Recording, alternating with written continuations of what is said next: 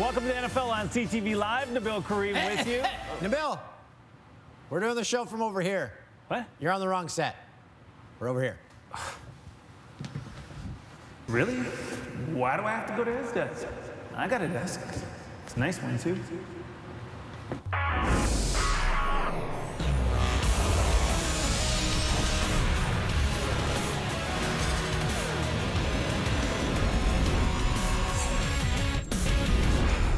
Hey there. Welcome to SportsCenter with Jay and Dan. No Jay. What we got, Nabil? That was a long walk. There's a lot of walking going around here. It's a big set. Welcome. Thanks for the inconvenience. You Not to be on the show, but like from moving set. fresh off vacation to our show. A few hours ago I was in Miami, and now I'm with you. Yes, this is the same. Scarborough's the Miami of Canada. You and I, we've hosted a show We have? together. We Yeah. have? Let's take a clip. Take a peek. Welcome to SportsCenter. Nabil and Dan with you. Jay is off today. Ooh, the Don Cherry look there. The I look collar. really different, don't I? You do. I think equally bad, though. That was from 2013. Yeah. In 2013, I don't think the Raptors were this good. No, they're not. You know what's funny is the whole Kawhi Leonard situation, it was really blowing up the game on ESPN today, and everybody having their take. But this team is fun to watch right now. That's right. The Raptors at home to the 76ers. Chris Bosh in attendance. He was part of a tribute to Nelson Mandela. Got a nice ovation. Toronto's won 12 straight home games against Philadelphia. First quarter, Kyle Lowry strips Joel Embiid. Lowry saves it. Pascal Siakam to Kawhi Leonard. Kawhi! Toronto forced 21 Philadelphia turnovers. Ben Simmons behind the back pass to Jimmy Butler. Jimmy buckets at a game-high 38 points. Philly up 6 after 1. Second quarter. Off a miss. Butler denied by Kawhi under the hoop. A turnover. Lowry, great feed to OG Anunoby. Part of a 13-0 run. Raps by 4 at the break. Kyle Lowry leads the NBA with 10.3 assists per game. I think my voice cracked there. Kyle Lowry throws it up for Pascal Siakam. Great dish. Raptors up 7. Let's check out some nice ball movement. Leonard ends up with it. Knocks down his 5th three. He had 33 points through 3. Fourth quarter. Jonas Valanciunas. They're 11-0. Destroys who? He scored 18 of his 26 points in the fourth quarter. Kawhi, a steal. Siakam chased down by Embiid. Throws it down. Kawhi with a team-high 36 points, one off his season high. Raps snap Philly's 4-game win streak as they take it 103-102. And this is now the best start through 26 games in Raptors history as they sit at 21-5. Previous best was 20 wins back in 2014-15, with the 5 best starts in team history all coming within the last 5 seasons. Pretty standard in sports. You never want to rush your superstar back into the lineup. But for the Edmonton Oilers, that is not the case. They need Connor McDavid as much as possible every single game. Without him, the result, it is predictable. So having him back on Wednesday after missing 1 game was more than ideal. All this guy does is put up points. Oilers, Blues, Edmonton hoping to get a boost back with their captain back in the lineup. He's had a part in nearly 50% of the team's goals this season. That is ridiculous. Opening frame. Keep an eye on McDavid. He loses his check, gets behind the net, leaving Ivan Barbashev all alone in front as the Blues' fourth line striking first against Edmonton's top line. Later in the frame, Chris Butler lets the point shot go. It goes off the end of the boards, comes right to Braden Shen. Give him 6 on the year, 2-0 St. Louis. Not an ideal start for Edmonton. Still in the first, McDavid looking to get something going. Nice move, cuts in front, lets the shot go, but Allen getting a piece of it with his glove. Check out the hands of McDavid there. Second period, now Oilers pressing the puck. It's going to be centered in the slot. Ryan Nugent-Hopkins on the doorstep. He's going to get a goal here. His first in 5 games, cutting the lead in half just over 2 minutes later. Ryan O'Reilly driving the net. Has the puck poked away. Zach Sanford follows it up, puts it into the open net, but the refs, no. They're going to wave this one off for goalie interference, saying Vladimir Tarasenko made contact with Talbot there. Midway through the third now, Robert Thomas feeding into Rob Bertuzzo. His shot is stopped by Talbot, one of his 28 saves, keeping it a one-goal game. Final minute of the period. The bomb by Oscar Klefbom. Didn't mean to do that. That was lame. Timed the game at 2. Overtime solved nothing in the shootout. Nugent Hopkins outweighting Allen, picking the top corner. McDavid. Check this out. Nice and slow. Oof. Gets it to go here, making it look way too easy. So Shen needs to score to keep the Blues alive, but he is stopped by Talbot. The Oilers winning this one 3-2 to the final. Thunder taking on the Nets. Russell Westbrook currently tied with Jason Kidd for the third most triple-doubles all time with 107, looking to go solo in third, prompting Odell Beckham Jr. to comment on Westbrook's Instagram photo asking if he needs to come to the game to stop, and Westbrook saying someone's got to do something. Westbrook getting into it early. Check this out. That's ferocious. He had 21 in the game. Later, Westbrook sends a bounce pass, grabs one of his 17 assists on the night. Then in the third, off the 3 attempt, Westbrook grabbing the rebound, puts it away to grab 15 total. He notches his 4th triple-double of the season, giving him sole possession of third all-time over Jason Kidd. But his teammate Paul George stealing the spotlight, down 18 to start the 4th, and he starts to get going. These guys look like highlighters in their jersey. I like them. I do like them too. Just kind of stating the obvious. Anyways, George gets it to go there too, and then some more. George landing the dagger puts up a career-high 25 points in the 4th quarter, the largest come-from-behind victory in Thunder's franchise history. So Russell Westbrook racking up his 108th career triple-double before the 4th quarter even began. Next up on the list is Magic Johnson, who's 30 ahead of Westbrook. Amazingly, the man he moved past, Jason Kidd, played 628 more games than Russ. All right, still to come, suiting up for the first time this season. William Nylander says he's ready to go, but when can you expect him to play? Find out after the break.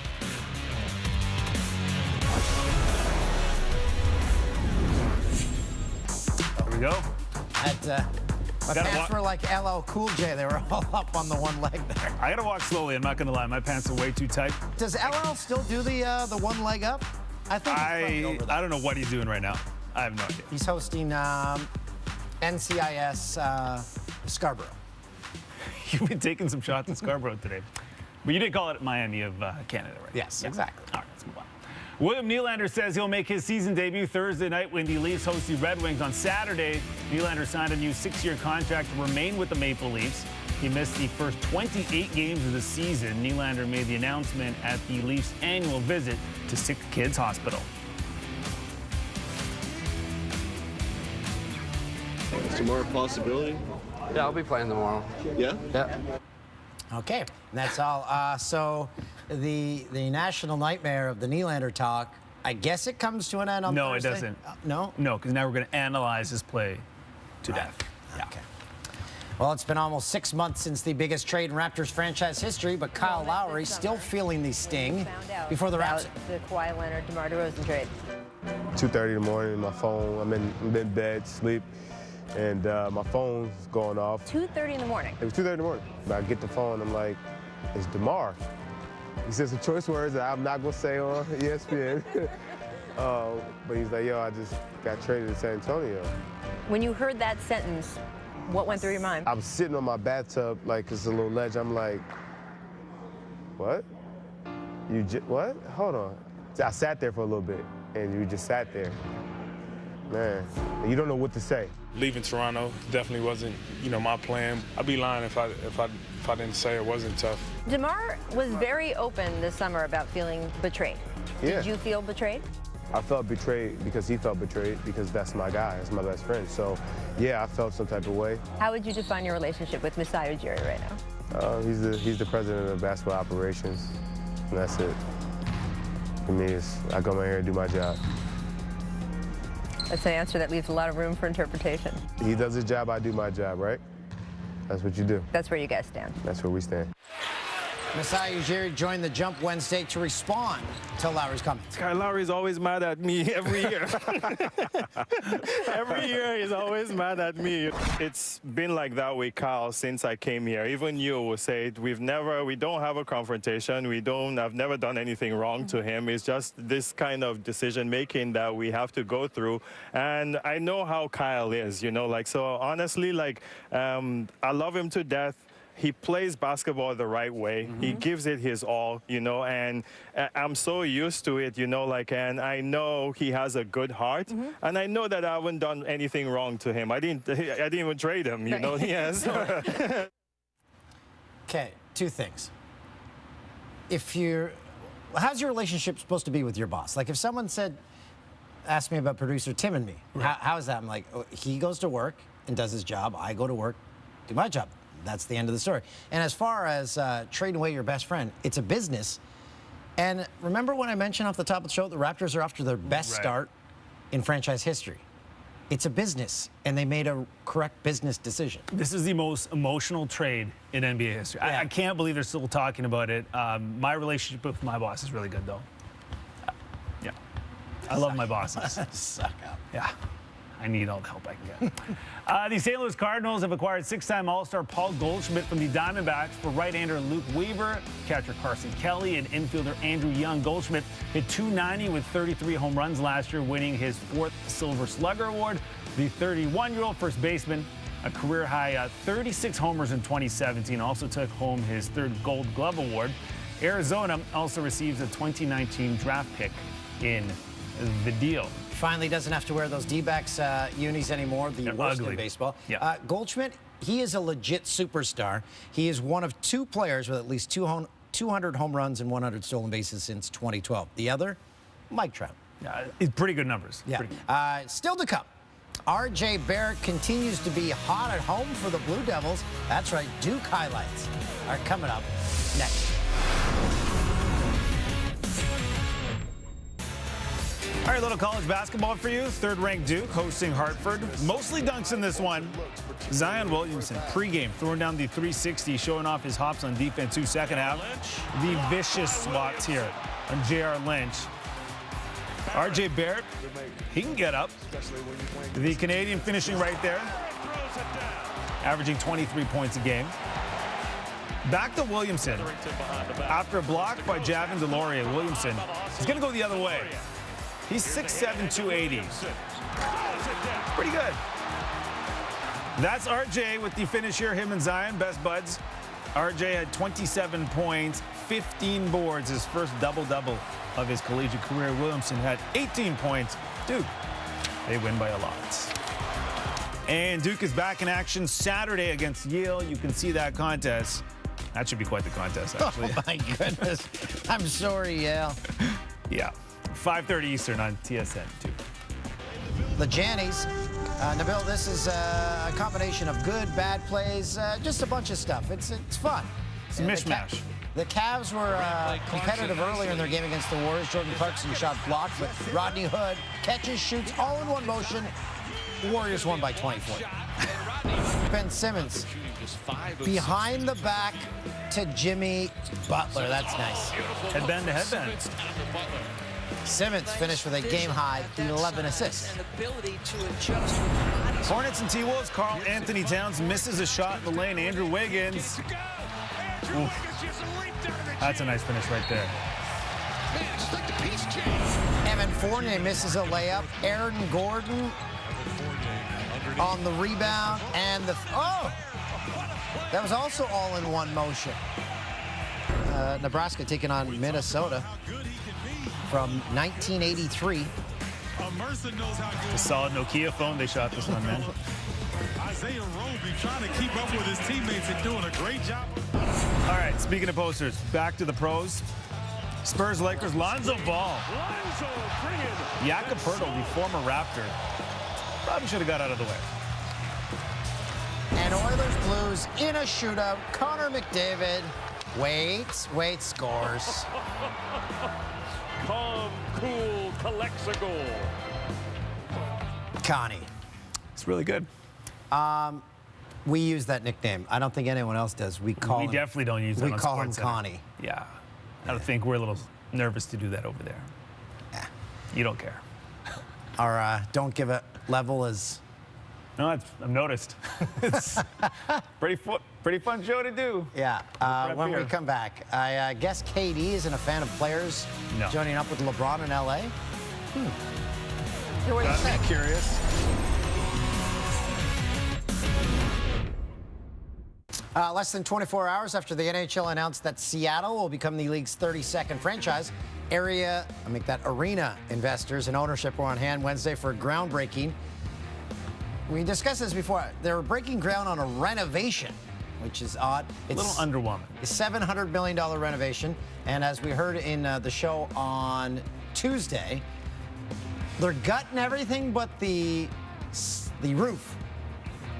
They're keeping the roof and putting everything else in new. So they're going to pay $650 million for this expansion fee. That's $150 more than Bill Foley in Vegas paid. And Gary Bettman said the expansion draft is June 2021. Rules the same as the Vegas expansion draft. Get hockey there first, bring basketball second. That's right. Get the Sonics back there. Literally, if you build it, they will come because they'll have the right facility. The XFL set to launch in February of 2020, 19 years after its inaugural and only season. Commissioner and CEO Oliver Luck, who's the father to NFL QB Andrew Luck, announced the 8 cities that will have teams in the league. New York, Dallas, Houston, Los Angeles, St. Louis, Seattle, Tampa Bay, and Washington, D.C. Our lineup when we kick off in February of 2020. So much has changed in terms of the use of digital, social media didn't even exist 20 years ago, and ways of distributing and ways of interest in terms of the various devices, which were not there either. But what has not changed is the love of football. Social media is going to make the XFL work this time. And what has not changed is this thing is going to flop. Yeah, WWE and NBC, they lost millions in the one season this was around in 2001. I remember we showed highlights of like a few games, and then halfway through the season, we just bailed on it. Hear this one too. They will test for PEDs. Oh, they are going to test. Which meant last time they didn't. It was part of your welcome package. Yeah, that's right. National Ballet of Canada announced Wednesday that Austin Matthews and Mitch Marner are going to debut in the Nutcrackers Cannondalls. I go every single year with my daughters. I cry every time. It's a holiday tradition of athletes or celebrities appear in the performance. In fact, Jay and I made our appearance as Cannondalls in 2012. Before you say, look at the overacting, they say, I was gonna say you toned it down. They say, don't be subtle out there. The pre-show meetings are legendary between you two, and this is pretty much a reenactment. Yeah. Darren Dreger's going to do this as well this year. James Duthie. Gurdeep's going to do it. Everybody's doing it, apparently. Except us. Yeah, I didn't get asked. Next year. There's always next. They do it every year, so. Yes. It's my turn now. Okay. Still to come. Never been on the podcast, never been invited. I won't be listening. Time now for the worst play of the day. Thunder Nets. Jared Allen laying in to it here, and then falls on the floor. His teammate, Rondé Hollis-Jefferson, comes over to give him a hand, but instead of getting him to his feet, actually ends up dragging on down to the court. I didn't do a great job of reading that pack at all. Anyways, all-around situation is not good. Highlight of the night. Zion Williamson with the steal. In transition, puts it off the backboard for R.J. Barrett. Throws it down. Dude, I saw these guys live. Yeah, you were down there for the first game of the season, right? Crazy. What's the atmosphere like inside there? We weren't actually at Duke for that one. That was at a neutral site. Oh. Okay. But seeing Zion in warm-ups, it's pretty special. It's kind of like the Steph Curry effect almost, where you got to watch to see if he can do something special. So on this show, at the end of the show, we have a segment called You Blew It. We point out our errors, so you have a list of our errors if you want to run through those. Yeah, there's a lot. Dan blew it during the Raptors pack. His voice cracked. Dan blew it. He forgot his UFC script. Had to run over there, and that wasn't good TV. Dan blew it. He said area and not arena during the Seattle Arena tape. Dan blew it when he cut me off during the curling pack to talk about some precision cooker, which... The Kuradori. Yeah, I couldn't pronounce it, so I didn't say it. LL Cool J stars in NCIS Los Angeles, not NCIS Scarborough, and Dan blew it. Orono. Oh, did I miss Orono. Orono, damn it. I knew I was going to screw that up. It's Toronto. Miami, you can't. Yeah. Toronto without the T's. I've never been there. You've never invited me. You weren't invited there either? No. I'm really tired. I've had a long, long day. Thanks for being here, buddy. Thanks for having me, man. Really? Why do I have to go to his desk? I got a desk. It's a nice one, too.